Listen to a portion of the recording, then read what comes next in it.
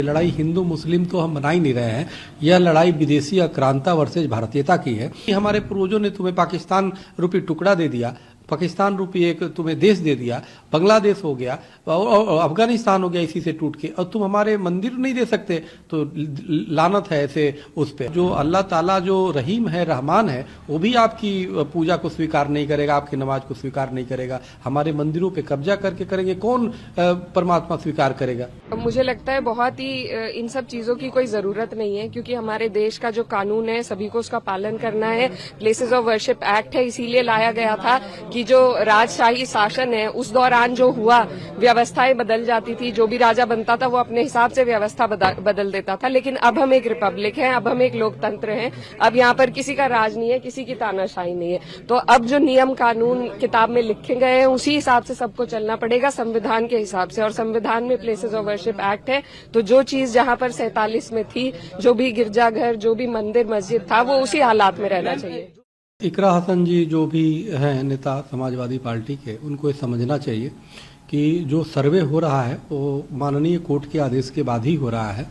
उनको हिंदू पक्षकारों को या हिंदुओं को जो या हिंदू संगठनों को जो नसीहत दे रही हैं कि वो संविधान को क्यों नहीं मान रहे हैं, तो भाई संविधान को मान रहे तभी तो कोर्ट में जा रहे हैं। उनको तो बल्कि जो ईटा पत्थर चला रहे हैं जो सर्वे टीम पे, उनको समझाना चाहिए। तो हमें लगता है कि जो ऐसे लोग सोच रहे हैं, ये इस तरह के बयान दे रहे हैं, वो विक्टिम कार्ड खेल रहे हैं।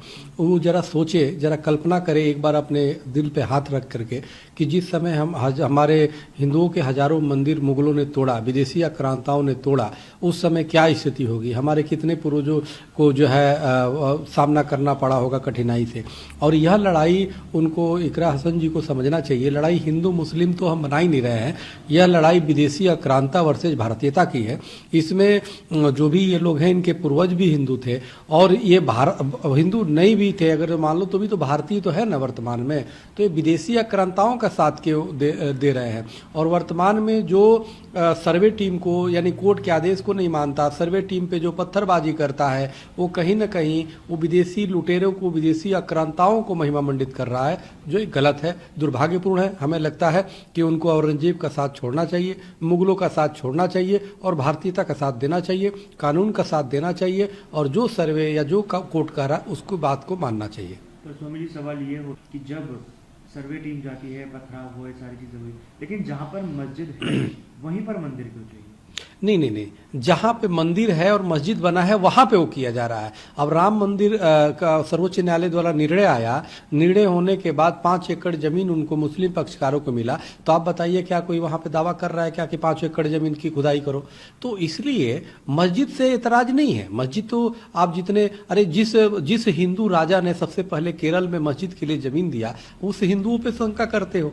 आज जिस हिंदुस्तान में, यानी पाकिस्तान में टुकड़े होने के बाद भी मुसलमानों ने ले लिया, उसके बाद भी इस हिंदुस्तान में लाखों मस्जिदें हैं, और उस लाखों मस्जिदों में तुम हमारे हिंदुओं की जो मंदिर जहां पे है वो नहीं दे सकते। इतना भी बड़ा दिल नहीं कर सकते। एक हिंदुस्तान की जो, यही हमारे पूर्वजों ने तुम्हें पाकिस्तान रूपी टुकड़ा दे दिया, पाकिस्तान रूपी एक तुम्हें देश दे दिया, बांग्लादेश हो गया और अफगानिस्तान हो गया इसी से टूट के, और तुम हमारे मंदिर नहीं दे सकते। तो लानत है ऐसे उस पे। हमें लगता है जो अल्लाह ताला जो रहीम है, रहमान है, वो भी आपकी पूजा को स्वीकार नहीं करेगा, आपकी नमाज को स्वीकार नहीं करेगा। हमारे मंदिरों पे कब्जा करके करेंगे, कौन परमात्मा स्वीकार करेगा? परमात्मा तो दयालु है, कृपालु है, न्याय सम्मत है।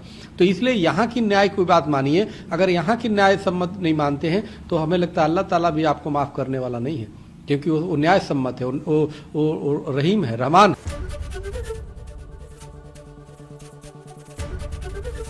एबीपी गंगा, खबर आपकी, जुबान आपकी।